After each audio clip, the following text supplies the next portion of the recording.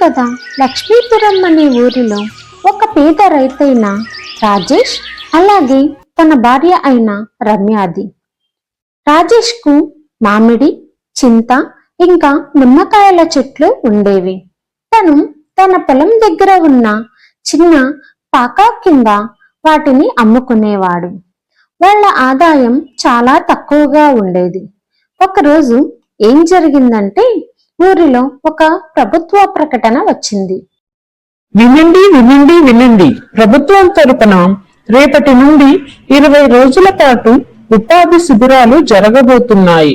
అక్కడ ఆడవాళ్లకు ఆవకాయలు, జాములు, అప్పడాలు, పిండి వంటలు ఇలాంటివి ఇంట్లో ఎలా చేసుకోవాలో నేర్పిస్తారు. ఇవ్వాలి సర్పంచ్ దగ్గరికి వెళ్లి మీ పేర్లను నమోదు చేసుకోండి. ఇది విన్నాక రమ్య రాజేష్తో ఇలా అంది, నేను కూడా శిబిరానికి వెళ్లి పచ్చళ్ళు చేయటం నేర్చుకుంటాను. అయినా పచ్చళ్ళు తయారు చేసి నువ్వు ఏం చేస్తావు? మన చెట్లకు కాసే మామిడికాయలు, చింతకాయలు ఇంకా నిమ్మకాయలతో ఆవకాయ పచ్చళ్ళు చేసి అమ్ముకోవచ్చు. మన సంపాదన కూడా పెరుగుతుంది కదా. సరే, ఈ ప్రయత్నం కూడా చేసి చూద్దాం. మరుసటి రోజు నుండి రమ్య ప్రభుత్వ శిబిరానికి వెళ్ళింది. అక్కడ తను మామిడి ఆవకాయ, చింత ఇంకా నిమ్మకాయ పచ్చళ్ళు పెట్టడం నేర్చుకుంది. తాను రోజు శిబిరానికి వెళ్ళేది. అలాగే రోజు కొత్త కొత్త పచ్చళ్ళు నేర్చుకునేది. ఇంటికి చేరుకొని రమ్య మామిడి, చింత, నిమ్మకాయ పచ్చళ్ళు పెట్టింది. ఇదిగోండి, రుచి చూసి చెప్పండి ఎలా ఉందో. చాలా బాగుంది. రాజేష్ ఆ గిన్నె మొత్తం తినేశాడు. అది చూసి రమ్య చాలా సంతోషించింది. తాను నవ్వుకుంది. ఎంత తినాలనుకున్నా ఇప్పుడే తినేయండి, రేపటి నుంచి అమ్మేటప్పుడు మాత్రం తినకండి. రాజేష్ తన వైపు చూసి మళ్ళీ తినడం మొదలుపెట్టాడు. మరుసటి రోజు రాజేష్ తన పాకలో అన్నిటితో పాటు ఆవకాయలు అమ్మటం కూడా మొదలుపెట్టాడు. రాజేష్ పాక ఊరు నుండి చాలా దూరంగా ఉండేది. అందుకే అంత హడావుడిగా ఉండేది కాదు. అలాగే తన అమ్మకాలు కూడా తక్కువే. నాకు తెలిసి ఇవన్నీ ఇక్కడ అమ్ముడు పోవేమో. ఇంత ఎండలో ఎవరు వచ్చి కనుక్కుంటారు? ఇంత దూరం చెప్పు. అలా ఎలా అమ్ముడవ్వవు? మరుసటి రోజు నుండి రమ్య ఆ పాక బయట ఒక మంచినీటి కుండను ఉంచింది. ఇక జనాలు మంచినీళ్లు తాగటానికి వస్తారు. అలాగే మన ఆవకాయ పచ్చళ్ళు కూడా కొనుక్కుంటారు. రమ్య చేసిన చిట్కా ఫలించింది. ఇప్పుడు జనాలు నీళ్లు తాగటానికి వచ్చి ఆవకాయ పచ్చళ్ళు కూడా కొనుక్కొని వెళ్లేవాళ్లు. ఇక రమ్య రోజు ఇంకా ఎక్కువ ఆవకాయ పచ్చళ్ళు పెట్టవలసి వచ్చింది.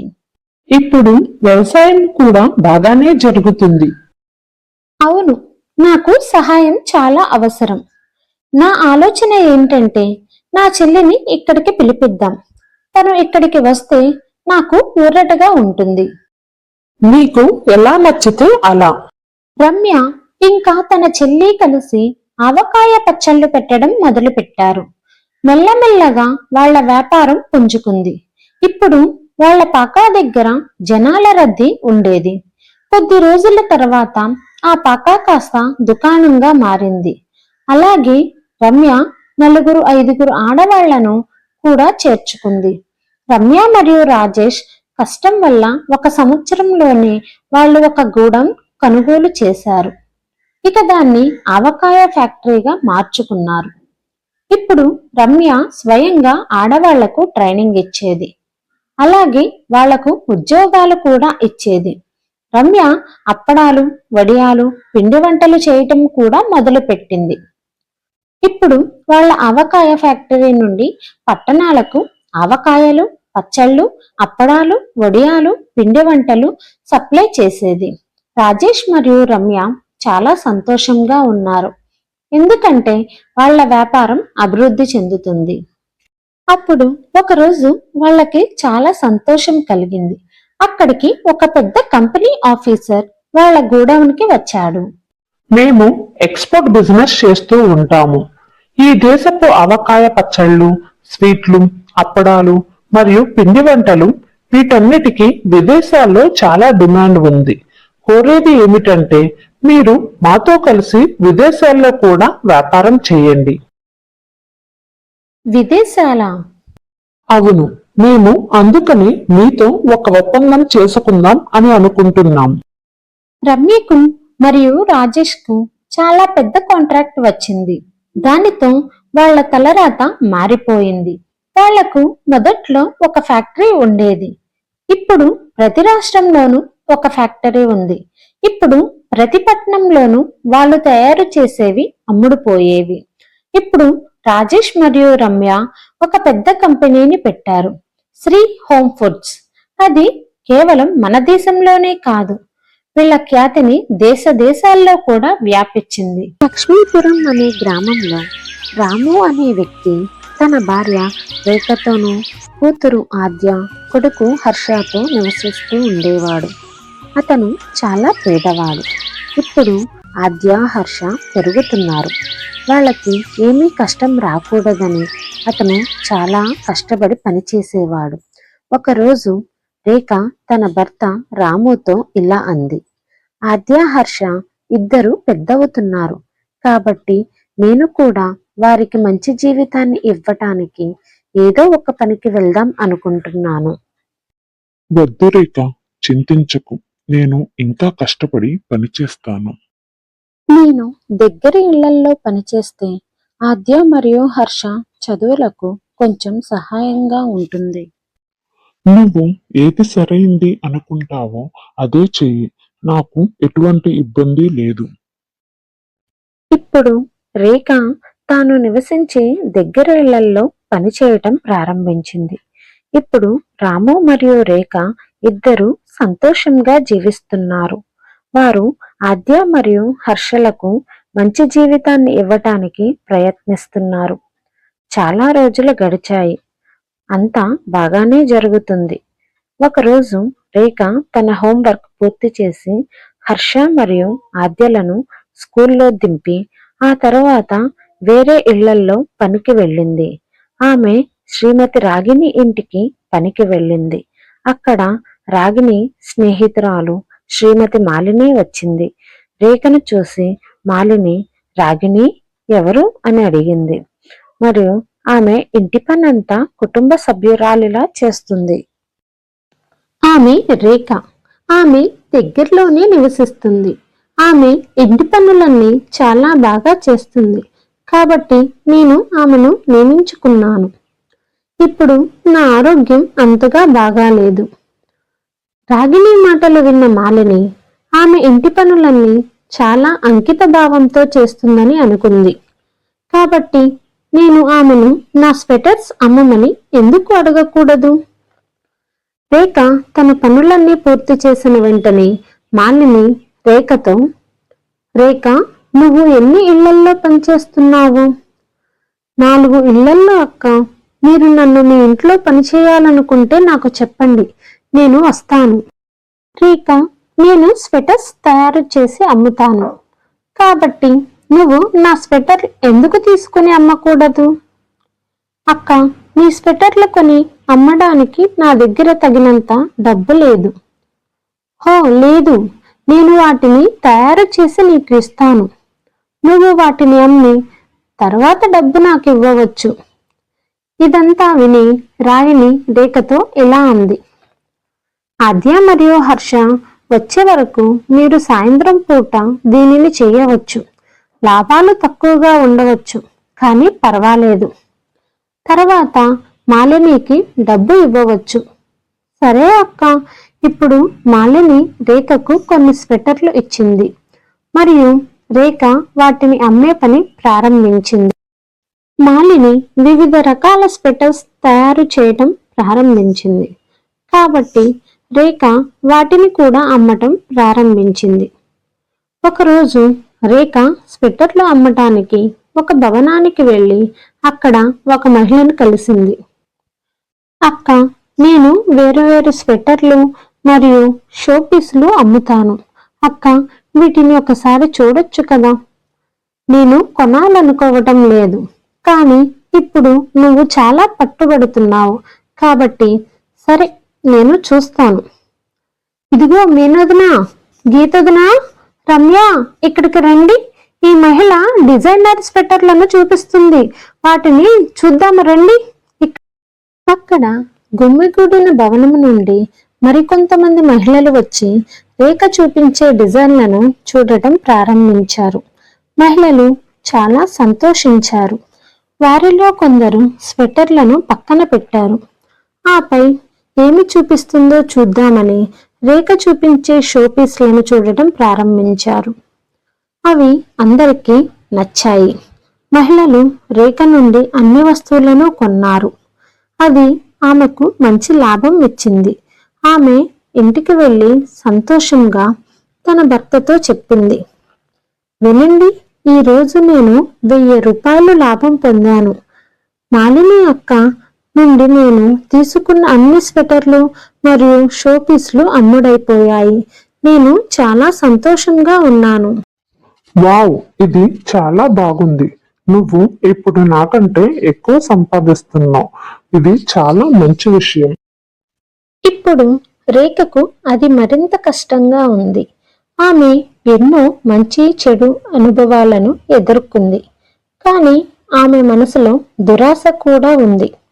ఇప్పుడు ఆమె స్వెటర్లు, షోపీస్లు మరియు వాటి ధరలను మాలిని చెప్పిన దానికంటే చాలా ఎక్కువగా కోట్ చేయడం ప్రారంభించింది. తద్వారా ఆమె ఎక్కువ లాభం పొందవచ్చు అని. ఆమె ఇంటి పని చేయకుండా మానేసింది. ధరలు పెంచిన తరువాత కూడా ప్రజలు ఆమె స్వెటర్లు మరియు ఇతర వస్తువులను కొనుగోలు చేస్తున్నారు. ఎందుకంటే నాణ్యత మరియు డిజైన్లు ఎల్లప్పుడూ అద్భుతంగా ఉన్నాయి. ఒకరోజు ఒక మహిళ రేఖతో, రేఖ, మేము ఎప్పుడు నీ దగ్గరే కొంటాము, కానీ నువ్వు ఎప్పుడు చాలా ఎక్కువ రేట్లు వసూలు చేస్తున్నావు. ఇలాగే కొనసాగితే మేము నీ దగ్గర కొనడం మానేస్తాము అని అంటుంది. రేఖకు ఆ మహిళ చెప్పినది నచ్చలేదు. ఆమె వెంటనే బ్యాగ్ సదురుకుంటూ, మీరు కొనాలనుకుంటే కొనండి, నేను వెళ్ళిపోతున్నాను. నాకు ఇతర ఇళ్ల నుండి ఫోన్ కాల్స్ వస్తున్నాయి. ఇప్పుడు నేను అక్కడికి వెళ్ళాలి. రేఖ రోజు రోజుకు ప్రజలతో అసభ్యంగా మాట్లాడటం ప్రారంభించింది. ఎందుకంటే ఆమె ప్రవర్తన కారణంగా ప్రజలు ఆమెను తన ఇళ్లకు పిలవటం మానేశారు. ఇప్పుడు ఆమె మంచి వ్యాపారం పూర్తిగా దెబ్బతింది. ఒకరోజు రాము రేఖతో, రేఖ, ఇప్పుడు ఏమైంది? నువ్వు నీ వ్యాపారం గురించి ఎందుకు అంత బాధపడుతున్నావు? నీ కష్టం వల్లే మనం ఈరోజు ఈ ఇల్లు కొనుక్కోగలిగాం. నాకు తెలియటం లేదు. ఈ రోజుల్లో జనాలు నాకు ఫోన్ చేయటం లేదు, మరియు నేను వస్తువులతో వాళ్ళ ఇంటికి వెళితే నో అంటున్నారు. నాకు అర్థమైంది. కానీ రేఖ, ఎందుకు లేరు అని నీకు తెలుసా? నిన్న సాయంత్రం శ్యామ్ నాతో అన్నాడు, నువ్వు ప్రజలతో ఎలా మాట్లాడుతున్నావో, అందుకే ఇప్పుడు ప్రజలు అలా మాట్లాడుతున్నారు అని.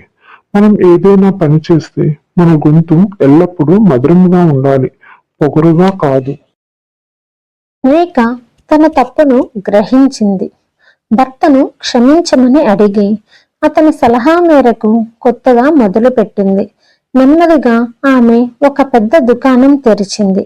ఇప్పుడు వారి 2 పిల్లలు శ్రద్ధగా కష్టపడి చదువు పూర్తి చేశారు. మిత్రులారా, ఈ కథ నుండి మనం ఏదైనా పని చేస్తే మన నాలుకను అదుపులో ఉంచుకోవాలి మరియు మన మనసును నెమ్మదిగా ఉంచుకోవాలని నేర్చుకుంటాము.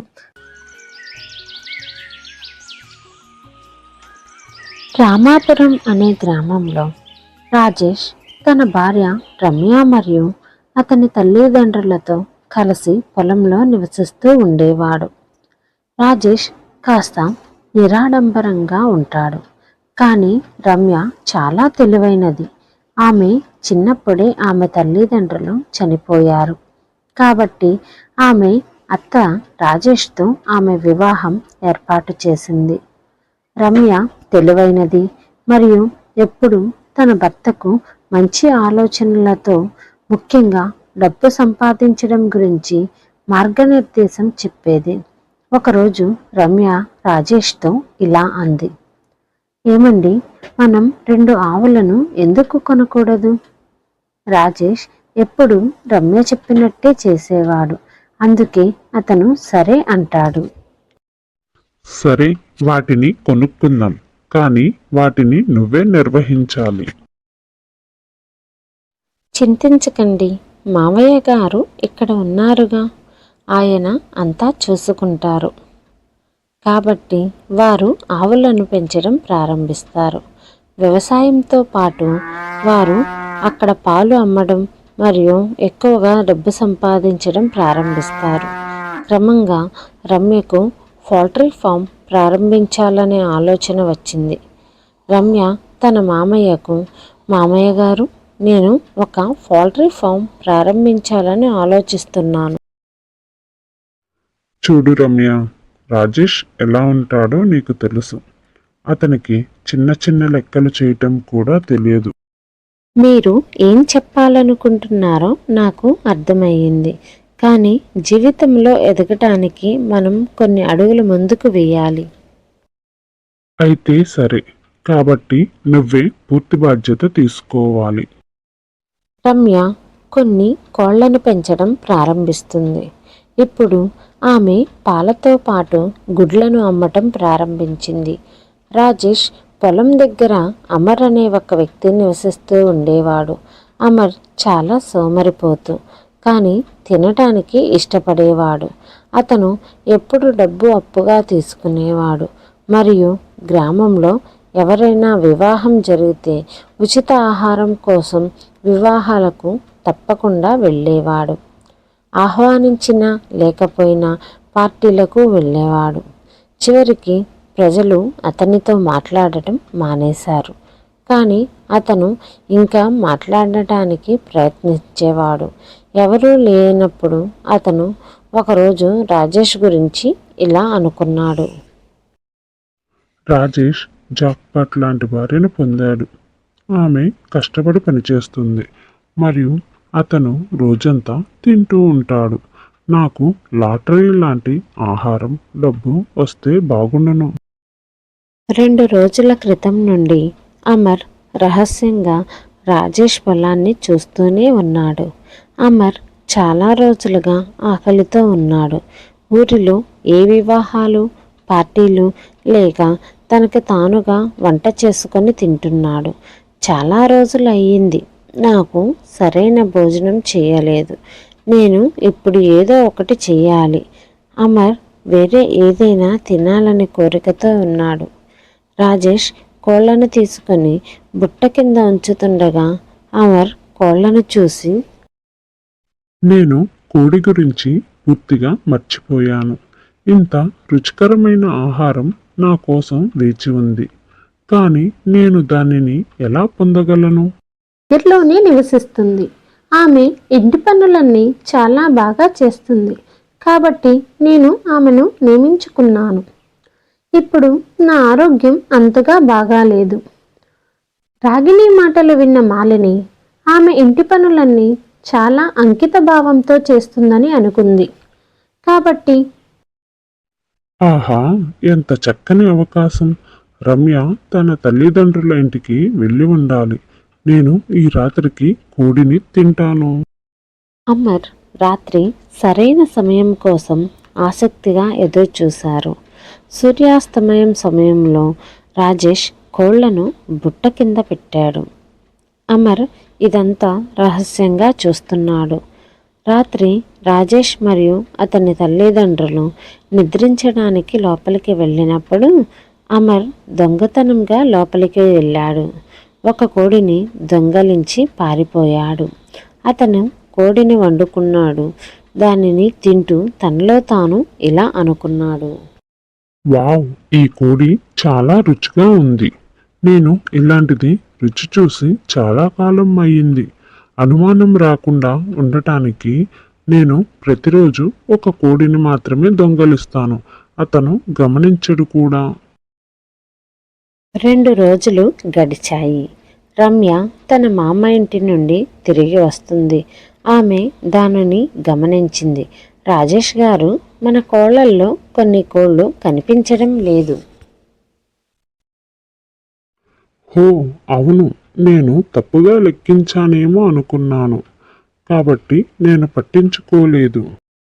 తయారు చేసి అమ్ముతాను, కాబట్టి నువ్వు నా స్వెటర్ ఎందుకు తీసుకుని అమ్మకూడదు? అక్క, నీ స్వెటర్లు కొని అమ్మడానికి నా దగ్గర తగినంత డబ్బు లేదు. హో లేదు, నేను వాటిని తయారు చేసి నీకు ఇస్తాను.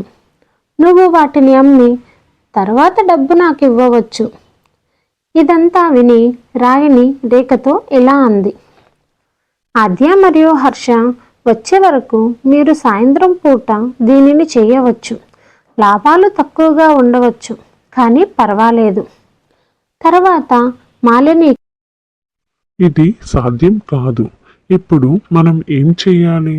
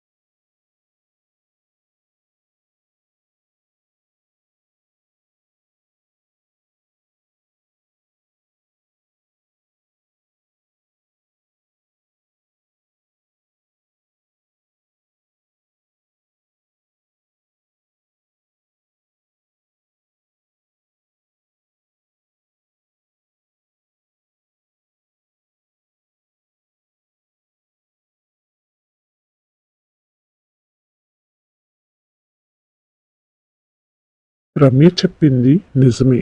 ఆమె నిజంగా నిన్న వాటికి ఆ ధాన్యాలు తినిపించింది. నేను ఏమి చెయ్యాలి? నా కడుపు నొప్పిగా ఉంది. నేనేం చెయ్యాలి?